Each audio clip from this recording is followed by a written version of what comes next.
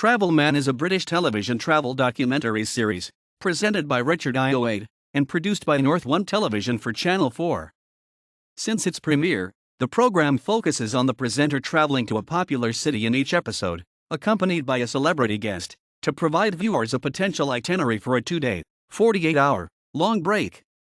The series is characterized by fast-paced format, consumer advice, and light humor. Unlike Top Gear, which evolved from a consumer advice show on cars into pure entertainment, Travel Man entertains and became useful to viewers planning a trip after Joe Lycett took over. The program has been twice nominated in the Best Features category at the BAFTAs and won Best Factual Programme 3 years running at the RTS Midlands Awards. In July 2019, Channel 4 announced that Ayoade would be leaving the show after the 10th series and would be replaced as host by comedian Joe Lycett. This is an hour-long special. Travel Man Series 1 and 2 was released on DVD in October 2018.